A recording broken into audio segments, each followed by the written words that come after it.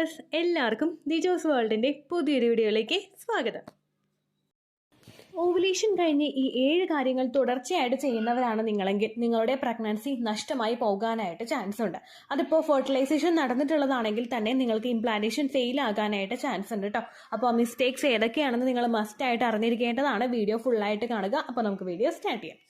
ഏറ്റവും ആദ്യത്തേതെന്ന് പറയുന്നത് ഓവുലേഷൻ കഴിഞ്ഞതിന് ശേഷം ഫിസിക്കൽ കോണ്ടാക്ട് ചെയ്യുന്നതാണ്. ഓവുലേഷൻ കഴിഞ്ഞിട്ടുള്ള സമയം എന്ന് പറയുന്നത് നമ്മൾ ശരീരത്തിന് എക്സ്ട്രാ ഒരു കെയർ കൊടുക്കേണ്ടതായിട്ടുള്ള സമയമാണ്. ഓവുലേഷൻ ഡേറ്റ് വരെയുള്ള സമയങ്ങളിൽ ഒന്നിടവിട്ടോ ഓരോ ദിവസമോ ഒരു ദിവസത്തിൽ 2 or 3 തവണയൊക്കെ നിങ്ങളുടെ താല്പര്യം അനുസരിച്ചിട്ട് നിങ്ങൾക്ക് ഫിസിക്കൽ കോണ്ടാക്ട് ചെയ്യാവുന്നതാണ്. അത് നിങ്ങളുടെ ശരീരത്തിനകത്തേക്ക് പോകുന്ന സെമന്റെ അളവ് വർദ്ധിപ്പിക്കുന്നു, എളുപ്പത്തിൽ പ്രഗ്നന്റ് ആകാനായിട്ടുള്ള സാധ്യതയും നമുക്ക് വർദ്ധിപ്പിച്ചു തരുന്നു. എന്നാൽ ഓവുലേഷൻ കഴിഞ്ഞിട്ടുള്ള സമയത്ത് നമ്മൾ കുറച്ച് ശരീരത്തിന് റെസ്റ്റ് കൊടുക്കേണ്ടത് അത്യാവശ്യമാണ്.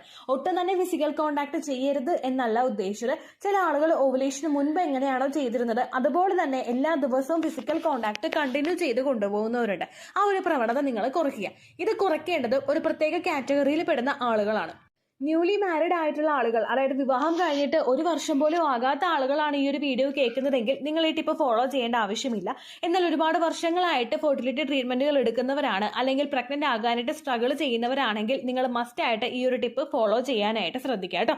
കാരണം ഒരുപാട് നാളുകളായിട്ട് നിങ്ങൾ പ്രഗ്നന്റ് ആയിട്ടില്ലെങ്കിൽ എന്തെങ്കിലും ഹെൽത്ത് കണ്ടീഷൻ നിങ്ങൾക്കുള്ളത് കൊണ്ടായിരിക്കും അല്ലെങ്കിൽ ഹസ്ബൻഡിനുള്ളത് കൊണ്ടായിരിക്കും ആ പ്രഗ്നൻസി നീണ്ടുപോകുന്നത്. അങ്ങനെയുള്ള സമയത്ത് നമ്മൾ ഈ മൈന്യൂട്ട് ആയിട്ടുള്ള കുറച്ച് കാര്യങ്ങളൊന്ന് ശ്രദ്ധിക്കുന്നത് പ്രഗ്നൻസി എളുപ്പത്തിൽ കിട്ടാൻ വേണ്ടി സഹായിക്കുന്നു. സാധാരണ ഒരു ഗർഭിണിയുടെ ഫസ്റ്റ് ട്രൈമസ്റ്റർ നമുക്ക് അവിടെ സ്റ്റാർട്ട് ആകുന്നത് ലാസ്റ്റ് മന്ത് നമുക്ക് എന്നാണോ പീരീഡ് ആയത് ആ സമയം മുതലാണ്. ഒരുപാട് ഡോക്ടേഴ്സ് നമ്മൾ ഫസ്റ്റ് ആയിട്ട് അപ്പോയിന്റ്മെന്റ് എടുത്ത് കാണാൻ ചെല്ലുമ്പോൾ പ്രഗ്നൻസി സമയത്ത് നമ്മൾ ചെയ്യേണ്ടതും ചെയ്യാൻ പാടില്ലാത്തതുമായിട്ടുള്ള കുറച്ച് കാര്യങ്ങൾ അവർ പറഞ്ഞു തരാറുണ്ട്. അതിൽ പല ഡോക്ടേഴ്സും എന്റെ ഡോക്ടറും എനിക്ക് പറഞ്ഞു തന്നതാണ് ഫസ്റ്റത്തെ ട്രൈമസ്റ്ററിൽ ഒട്ടും തന്നെ ഫിസിക്കൽ കോണ്ടാക്ട് ചെയ്യാൻ പാടില്ല. അതിനുശേഷം സെക്കൻഡ് ട്രൈമസ്റ്ററിലും തേർഡ് ട്രൈമസ്റ്ററിൽ ഡോക്ടർ പ്രശ്നമൊന്നും പറഞ്ഞിട്ടില്ലെങ്കിൽ നമുക്ക് ഫിസിക്കൽ കോണ്ടാക്ട് ചെയ്യാൻ പ്രശ്നങ്ങളൊന്നും തന്നെയില്ല. പക്ഷേ ഫസ്റ്റ് ട്രൈമസ്റ്റർ നമ്മൾ ശരീരത്തിന് കുറച്ച് കെയർ കൊടുക്കണം. ഈ ഫസ്റ്റ് ട്രൈമസ്റ്റർ നമുക്ക് ആകുന്നത് നമ്മുടെ ആ ഒരു LMP വെച്ചിട്ട് നോക്കുമ്പോഴേക്കും അടുത്ത പീരീഡ് മിസ് ആകുന്ന സമയത്ത് നമ്മുടെ ഫസ്റ്റ് ട്രൈമസ്റ്റർ കഴിഞ്ഞിട്ടുണ്ടാകും. ആ ഒരു കാൽക്കുലേഷൻ നമ്മൾ റഫ് ആയിട്ടുള്ള ഫിഗർ എടുത്തില്ലെങ്കിലും ഓവുലേഷൻ കഴിഞ്ഞിട്ടുള്ള സമയം നമ്മുടെ ഇംപ്ലാന്റേഷൻ നടക്കാനായിട്ട് ഏറ്റവും കൂടുതൽ സാധ്യതയുള്ള സമയത്തും ഇംപ്ലാന്റേഷൻ കഴിയുന്ന സമയത്തും നിങ്ങൾ കോണ്ടാക്ട് ചെയ്യുന്നത് അവോയ്ഡ് ചെയ്യുക കേട്ടോ. ഇത് കേൾക്കുന്ന ആളുകൾ ഒരു തവണ ഫിസിക്കൽ കോണ്ടാക്ട് ചെയ്തു എന്ന് വിചാരിച്ചിട്ട് ഒരിക്കലും നിങ്ങളുടെ ഇംപ്ലാന്റേഷൻ ഫെയിൽ ആകില്ല. അത് ആലോചിച്ച് നിങ്ങൾ വിഷമിക്കേണ്ട ആവശ്യമില്ല. പക്ഷേ കണ്ടിന്യൂസ് ആയിട്ട് നിങ്ങൾ ചെയ്യുന്നുണ്ടെങ്കിൽ അത് കുറച്ചൊന്ന് അവോയ്ഡ് ചെയ്യാനായിട്ട് പ്രത്യേകം ശ്രദ്ധിക്കുക കേട്ടോ. അതുപോലെ തന്നെ ആണുങ്ങളാണ് കേൾക്കുന്നതെങ്കിൽ ഫോഴ്സ്ഫുള്ളി ഭാര്യയുമായിട്ട് ഫിസിക്കൽ കോണ്ടാക്റ്റിലോട്ട് ഏർപ്പെടാതിരിക്കുക. അതായത് ചില സ്ത്രീകൾക്ക് ഈ ഒരു കാര്യങ്ങളൊക്കെ മനസ്സിലാക്കി കഴിയുമ്പോഴേക്കും ഇത് വേണ്ട എന്നുള്ളൊരു തോന്നൽ ഓവുലേഷൻ കഴിഞ്ഞിട്ട് ഉണ്ടാകും. അതുകൊണ്ട് അങ്ങനെയുള്ള സമയത്ത് നിങ്ങൾ ഭാര്യയുടെ ഇഷ്ടത്തിനനുസരിച്ചിട്ട് പോവുക. മനസ്സില്ലാ മനസ്സോടുകൂടി സ്ത്രീകൾ ഫിസിക്കൽ കോണ്ടാക്ട് ചെയ്യാനായിട്ട് ഇറങ്ങി കഴിഞ്ഞ് കഴിഞ്ഞാൽ അവിടെ ലൂബ്രിക്കേഷൻ ഉണ്ടാവില്ല, അവർക്ക് പെയിൻ ഉണ്ടാകും, അവർക്ക് മറ്റുള്ള ഡിസ്കംഫോർട്ടുകളൊക്കെ ഉണ്ടാകും. അതൊന്ന് അവോയ്ഡ് ചെയ്യാൻ വേണ്ടിയിട്ടും വീഡിയോ കേൾക്കുന്ന പുരുഷന്മാർ പ്രത്യേകം ശ്രദ്ധിക്കുക കേട്ടോ. അതുപോലെ തന്നെ പല ആളുകൾക്കും പീരിയഡ്സ് ഉണ്ടാക്കാൻ വേണ്ടിയിട്ട് പീരിയഡ്സ് ഇൻഡ്യൂസ് ചെയ്യാൻ വേണ്ടിയിട്ട് ഈ ഫിസിക്കൽ കോണ്ടാക്ട് ചെയ്യുന്നത് കാരണമാകുന്നുണ്ട്.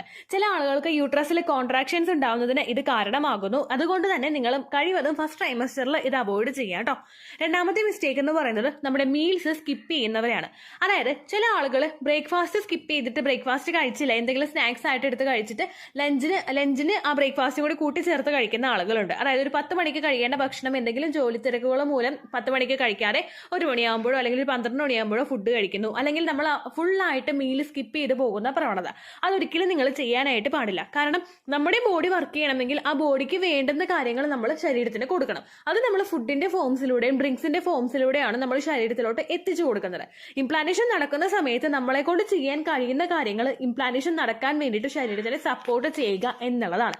അങ്ങനെ സപ്പോർട്ട് ചെയ്യണമെങ്കിൽ നമ്മൾ ഹെൽത്തി ആയിട്ടുള്ള ഭക്ഷണങ്ങൾ കഴിക്കണം, ഹെൽത്തി ആയിട്ടുള്ള ലൈഫ് സ്റ്റൈൽ നമ്മൾ ഫോളോ ചെയ്യണം. അതിന് വേണ്ടിയിട്ട് നിങ്ങൾ കഴിവതും മീൽസ് സ്കിപ്പ് ചെയ്യാതിരിക്കുക. അതോടൊപ്പം തന്നെ കഴിക്കുന്ന മീൽസ് ഹെൽത്തി ആണെന്നുള്ള കാര്യവും കൂടി നിങ്ങൾ 100% ഉറപ്പുവരുത്തുക.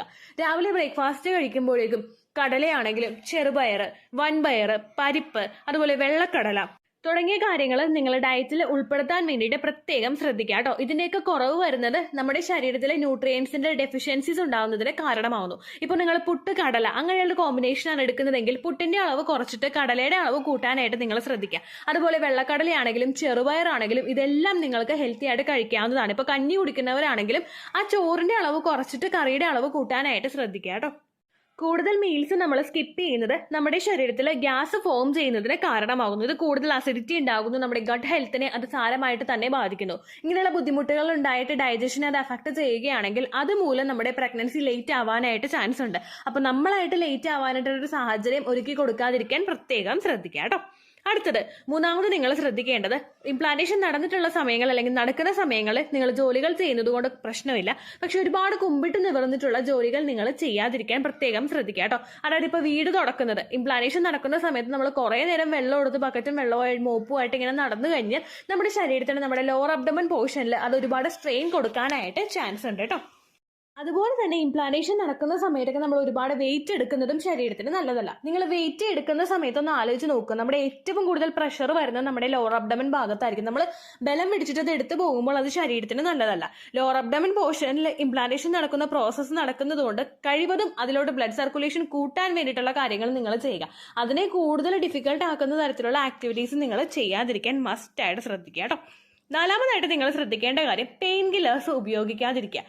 ഭയങ്കര വേദന വന്നു കഴിഞ്ഞാൽ നമുക്ക് പെയിൻ കില്ലേഴ്സ് ഉപയോഗിക്കാതെ നിവർത്തിയില്ല. പക്ഷേ അതൊരിക്കലും നിങ്ങൾ മെഡിക്കൽ സ്റ്റോറിൽ പോയി മേടിച്ച് കഴിക്കുന്നത് ആവരുത്.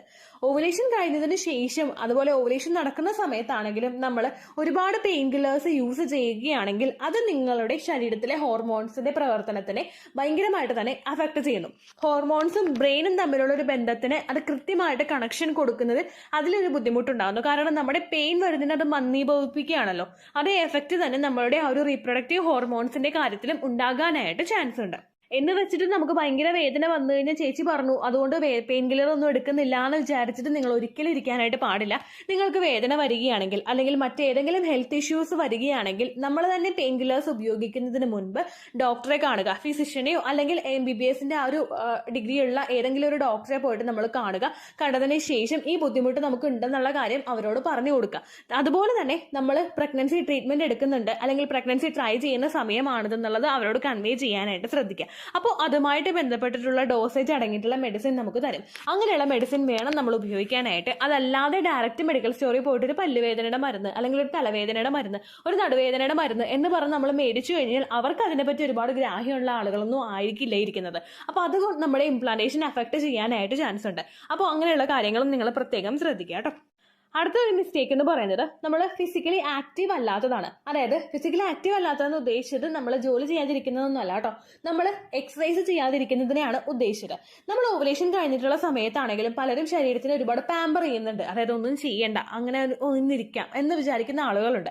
ഞാനിപ്പോൾ നേരത്തെ പറഞ്ഞ ആ ജോലിയുടെ കാര്യം തന്നെ നമ്മൾ ഒരുപാട് തവണ ചെയ്താൽ മാത്രമേ അത് നമ്മുടെ വയറിനൊരു പ്രഷർ ആവുകയുള്ളൂ. അതല്ലാതെ നമ്മളിപ്പോൾ അടിച്ചു വാരുന്നത് കൊണ്ടോ ചെറുതായിട്ടൊന്ന് തുടക്കുന്നത് കൊണ്ടോ അങ്ങനെ ഒന്നും പ്രശ്നം നമുക്ക് ഉണ്ടാവില്ല. അതോടൊപ്പം തന്നെ നമ്മൾ ഫിസിക്കലി ആക്റ്റീവ് ആയിട്ടിരിക്കാൻ വേണ്ടിയിട്ട് എക്സസൈസ് ചെയ്യാനായിട്ട് ശ്രദ്ധിക്കുക. കുറച്ച് ഇപ്പോൾ എക്സസൈസ് ചെയ്യാനായിട്ട് താല്പര്യം ഇല്ലെങ്കിൽ ജസ്റ്റ് വാക്കിംഗ് എങ്കിലും നിങ്ങൾ ചെയ്യാനായിട്ട് ശ്രദ്ധിക്കുക. മുറ്റത്ത് വാക്കിംഗ് ചെയ്യാൻ താല്പര്യമുള്ളവർക്ക് അങ്ങനെ ചെയ്യാം, അല്ലാത്തവർക്ക് ടെറസിൽ ചെയ്യാം. ഒരു ഹെഡ്സെറ്റ് ഒക്കെ വെച്ചിട്ട് ഈവനിങ് സമയത്ത് നല്ല റിലാക്സ്ഡ് ആയിട്ടിരുന്ന് പാട്ടൊക്കെ കേട്ട് നമ്മൾ വാക്കിംഗ് ചെയ്ത് കഴിഞ്ഞാൽ നമ്മൾ ഭയങ്കര ഹാപ്പി ആയിരിക്കും. ഒരു ഈവനിങ് സൺസെറ്റിന്റെ സമയത്തൊക്കെ ഒന്ന് ടെറസിൽ കയറി നോക്കൂ, ഭയങ്കര ഒരു എഫക്റ്റ് ആയിരിക്കും. ഒരു കൂളിംഗ് ആയിട്ടുള്ള എഫക്റ്റ്, നമുക്ക് ഭയങ്കര മൈൻഡ് റിലാക്സ് ആവും, നമ്മുടെ ഐസ് ഭയങ്കര റിലാക്സ് ആവും. അതായത് നമ്മൾ സൺസെറ്റ് കാണുന്നു, ബേർഡ്സ് പറന്നു പോകുന്നത് കാണുന്നു, ഇതെല്ലാം കാണുമ്പോഴേക്കും നമുക്ക് ഒരുപാട് ഹാപ്പി ഹോർമോൺസ് നമ്മൾ കാണുന്നതിലൂടെയും നമ്മൾ ഫീൽ ചെയ്യുന്നതിലൂടെയും ഒരുപാട് ഹാപ്പി ഹോർമോൺസ് നമ്മുടെ ശരീരത്തിൽ ഡെവലപ്പ് ആകും. ഇതെല്ലാം നമ്മുടെ ഇംപ്ലാന്റേഷൻ നടക്കാൻ വേണ്ടിയിട്ട് സഹായിക്കുന്നവയാണ്. ഒപ്പം നമ്മൾ വാക്കിംഗ് കൂടി ചെയ്യുമ്പോഴേക്കും ബ്ലഡ് സർക്കുലേഷൻ കൂടും, ആ ഭാഗത്തോട്ടുള്ള എല്ലാ പ്രവർത്തനങ്ങളും നോർമലായിട്ട് നടക്കും. അതുകൊണ്ട് ഒരു എക്സസൈസും ചെയ്യാൻ താല്പര്യമില്ലാത്തവർ രാവിലെയും വൈകുന്നേരമെങ്കിലും ഒരു 15 to 20 മിനിറ്റ്സ് അല്ലെങ്കിൽ ഒരു അരമണിക്കൂർ വാക്കിംഗ് ചെയ്യാൻ പറ്റുമെങ്കിൽ അങ്ങനെയും നിങ്ങൾ വാക്കിംഗ് ചെയ്യാനായിട്ട് ശ്രദ്ധിക്കുക കേട്ടോ. അടുത്തൊരു മിസ്റ്റേക്ക് ആണ് PCODയും തൈറോയിഡും ഉള്ള ആളുകൾ ഏറ്റവും കൂടുതൽ ചെയ്യുന്നത്. ചില ആളുകൾ തൈറോയിഡും PCODയും ഒക്കെ ഉണ്ടെങ്കിൽ അതൊന്ന് കൺട്രോൾ ചെയ്യാതെ പ്രഗ്നൻസിയിലോട്ട് നേരിട്ട് അങ്ങോട്ട് ഇറങ്ങും. നമ്മൾ സാധാരണയായിട്ട് ചെയ്യേണ്ടത് PCOD ഉള്ളവരാണെങ്കിലും തൈറോയിഡ് ഉള്ളവരാണെങ്കിലും അത് ഏറ്റവും കൂടുതൽ നമ്മുടെ ഓവുലേഷനെ അഫക്ട് ചെയ്യാനായിട്ട് ചാൻസ് ഉണ്ട്. നമ്മുടെ എഗ്ഗിന്റെ ക്വാളിറ്റി അത് അഫക്ട് ചെയ്യുകയാണെങ്കിൽ അതുമൂലം പ്രഗ്നന്റ് ആകാനായിട്ട് ചാൻസസ് ഒരുപാട് നീണ്ടുപോകും. നമ്മൾ അണ്ടം അതൊന്ന് പൊട്ടിയാൽ തന്നെ ചിലപ്പോൾ ആ പൊട്ടുന്ന അണ്ടത്തിന്റെ ക്വാളിറ്റി ഉണ്ടാവില്ല. നമ്മുടെ HCGയുടെ 1, 2 ഒക്കെ ഷൂട്ട് എടുത്തതിന് ശേഷമായിരിക്കും, ഇഞ്ചക്ഷൻ എടുത്തതിന് ശേഷമായിരിക്കും ചിലപ്പോൾ അതങ്ങോട്ട് റപ്ചർ ആകുന്നത്. അങ്ങനെ റപ്ചർ ആകുന്ന അണ്ടത്തിന് ചിലപ്പോൾ അവിടെ ക്വാളിറ്റി ഉണ്ടാവില്ല. അപ്പോൾ നിങ്ങൾ ഏറ്റവും ആദ്യം ചെയ്യേണ്ടത്, ഇപ്പം നിങ്ങൾക്ക് PCOD ഉണ്ടെങ്കിലോ ഒരു തൈറോയിഡ് ഉണ്ടെങ്കിലോ ഗൈനക്കോളജിസ്റ്റിനെ സമീപിച്ചിട്ട് എത്ര നാൾ ഞാൻ PCOD കുറയ്ക്കാൻ വേണ്ടിയിട്ടുള്ള കാര്യങ്ങൾ മെഡിസിൻ എടുക്കണം എന്നുള്ള കാര്യം നിങ്ങൾ ഏറ്റവും ആദ്യം ചോദിച്ച് മനസ്സിലാക്കണം. ഒരു 3 മാസമാണ് ഡോക്ടർ പറയുന്നതെങ്കിൽ ആ 3 മാസം കൃത്യമായിട്ട് നിങ്ങൾ PCODക്ക് വേണ്ടി മാത്രം ചെയ്യണം. അതിൽ നിങ്ങളുടെ ഫെർട്ടിലിറ്റി അല്ലെങ്കിൽ നിങ്ങൾ പ്രഗ്നന്റ് ആകുക എന്നുള്ളത് രണ്ടാമത്തെ കാര്യമായിട്ട് നിങ്ങൾ മാറ്റിവെക്കുക. ഏറ്റവും ആദ്യത്തെ ഒബ്ജക്റ്റീവ് എന്ന് പറയുന്നത് PCOD ആണ്, അല്ലെങ്കിൽ തൈറോയിഡാണ്. PCODക്ക് നിങ്ങളെ കൊണ്ട് ചെയ്യാൻ കഴിയുന്ന കാര്യങ്ങൾ എന്തൊക്കെയാണെന്നുള്ള ഒരുപാട് വീഡിയോസ് യൂട്യൂബിലുണ്ട്. നമ്മുടെ ചാനലിൽ തന്നെ PCOD ദിജോസ് വേൾഡ് എന്ന് ടൈപ്പ് ചെയ്ത് കഴിഞ്ഞാൽ നിങ്ങൾക്ക് അതുമായിട്ട് റിലേറ്റഡ് ആയിട്ടുള്ള വീഡിയോസ് കിട്ടും. അതിനേക്കാളും ഒരുപാട് നല്ല പോയിന്റ്സ് ആയിരിക്കും ഒരു ഗൈനിക്കിന് നിങ്ങളോട് പറഞ്ഞു തരാനായിട്ടുള്ളത്. അതുകൊണ്ട് ഡോക്ടറോട് നിങ്ങൾ ചോദിക്കുക, എൻ്റെ PCOD കൺട്രോൾ ചെയ്യാൻ വേണ്ടിയിട്ട് എനിക്ക് എന്തെല്ലാം കാര്യങ്ങൾ ഫോളോ ചെയ്യാൻ പറ്റും. അപ്പോൾ ഡോക്ടർ ഇന്ന കാര്യങ്ങൾ നിങ്ങൾക്ക് പറഞ്ഞു തരും. നിങ്ങളുടെ വെയിറ്റ് കുറയ്ക്കുക, നിങ്ങളുടെ ഫുഡ് കുറയ്ക്കുക, നിങ്ങളെ ആക്റ്റീവ് ആയിട്ടിരിക്കാനായിട്ട് ശ്രദ്ധിക്കുക, അങ്ങനെ ഒരുപാട് കാര്യങ്ങൾ ഡോക്ടർ നമുക്ക് പറഞ്ഞു തരും. അതെല്ലാം കൃത്യമായിട്ട് നിങ്ങൾ ഈ 3 മാസവും ഫോളോ ചെയ്യണം. ദെൻ 4ാമത്തെ മാസം നിങ്ങൾ PCODയുടെ മെറ്റ്ഫോർമിൻ മെഡിസിൻ സ്റ്റോപ്പ് ചെയ്ത് കഴിഞ്ഞാൽ പിന്നെ നിങ്ങൾക്ക് ഓവുലേഷൻ കൃത്യമായിട്ട് നടക്കാനായിട്ട് തുടങ്ങും. ബ്ലീഡിംഗ് എല്ലാം പ്രോപ്പർ ആകും. ഓവുലേഷന്റെ സിംറ്റംസ് നിങ്ങൾക്ക് കാണാനായിട്ട് തുടങ്ങും. അപ്പോൾ ഈ 3 മാസവും നിങ്ങൾ ചെയ്യേണ്ടത് മെഡിസിൻസിനെ മാത്രം ട്രസ്റ്റ് ചെയ്തിരിക്കലല്ല, നിങ്ങളുടെ വെയിറ്റ് മോണിറ്റർ ചെയ്യുക, നിങ്ങളുടെ ഫുഡ് നോക്കുക, നിങ്ങളുടെ ഡയറ്റ് നോക്കുക. എല്ലാ കാര്യങ്ങളും ചെയ്ത് കഴിയുമ്പോഴേക്കും നമുക്ക് പ്രഗ്നന്റ് ആകാനായിട്ട് സാധിക്കും. തൈറോയ്ഡ് ഉള്ള ആളുകളാണെങ്കിലും തൈറോയ്ഡ് ഒന്ന് ഒരുപാട് ഹെവി ആണെങ്കിൽ അതൊന്ന് നോർമലൈസ് ചെയ്തതിന് ശേഷം പ്രഗ്നൻസി നോക്കുക, അല്ലെങ്കിൽ നമുക്ക് നീണ്ടു പോകാനായിട്ട് ചാൻസ് ഉണ്ട്.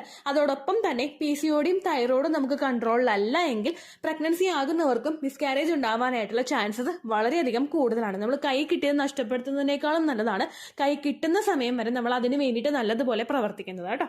അടുത്തത് പലരും ചെയ്യുന്ന ഒരു മിസ്റ്റേക്കാണ് ഡ്രിങ്കിങ്ങും സ്മോക്കിങ്ങും ആയിട്ടുള്ള ഹാബിറ്റ്സ്. നിങ്ങളത് ചെയ്യുന്നു എന്നല്ല ഉദ്ദേശിച്ചിട്ട് അങ്ങനെ ചെയ്യുന്ന ആ ഒരു ലൈഫ് സ്റ്റൈൽ ഫോളോ ചെയ്യുന്ന ഒരുപാട് പേരുണ്ട്. അതൊരിക്കലും 100% തെറ്റായിട്ടുള്ള കാര്യമാണെന്ന് ഞാൻ പറയില്ല. പക്ഷേ ഫെർട്ടിലിറ്റി ട്രീറ്റ്മെന്റുകൾ എടുക്കുന്നവരാണ് നിങ്ങളെങ്കിൽ ഡ്രിങ്കിങ്ങും സ്മോക്കിങ്ങും ഹാബിറ്റ്സ് നിങ്ങൾക്കുണ്ടെങ്കിൽ അത് കംപ്ലീറ്റ് ആയിട്ട് സ്റ്റോപ്പ് ചെയ്യാനായിട്ട് നോക്കുക.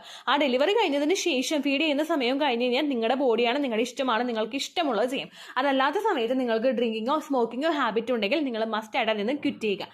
ഹസ്ബൻഡ് അത് ചെയ്യുന്നുണ്ടെങ്കിൽ അതിൽ നിന്ന് നിങ്ങൾ ഹസ്ബൻഡിനെയും കൂടി പിന്തിരിപ്പിക്കുക. കാരണം രണ്ടുപേരും ഈക്വലി ഇൻവോൾവ് ആയി കഴിഞ്ഞാൽ മാത്രമേ നമുക്ക് പ്രഗ്നൻസി കിട്ടുകയുള്ളൂ. ഹസ്ബൻഡിന്റെ സെമൻ എന്തെങ്കിലും ബുദ്ധിമുട്ടുണ്ടായി കഴിഞ്ഞാൽ നമുക്ക് പ്രഗ്നൻസി കിട്ടില്ലല്ലോ.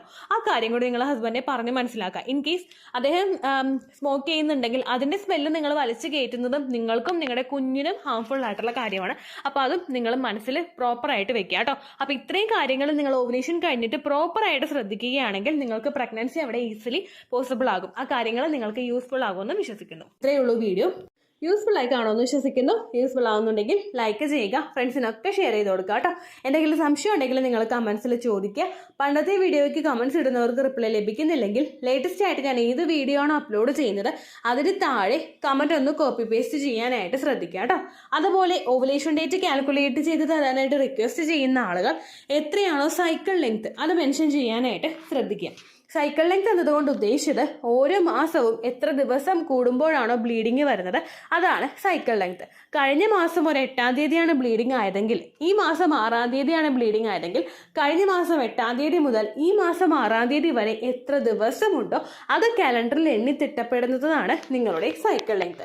സൈക്കിൾ ലെങ്ത് നമ്മൾ കൃത്യമായിട്ട് കാൽക്കുലേറ്റ് ചെയ്യുകയാണെങ്കിൽ ഓവുലേഷൻ ഡേറ്റ് എളുപ്പത്തിൽ കണ്ടുപിടിക്കാൻ വേണ്ടിയിട്ട് ഒരുപാട് ആപ്ലിക്കേഷൻസും ഒരുപാട് ഓൺലൈൻ ആയിട്ടുള്ള വെബ്സൈറ്റുകളും ഇന്ന് നമുക്ക് അവൈലബിൾ ആണ്.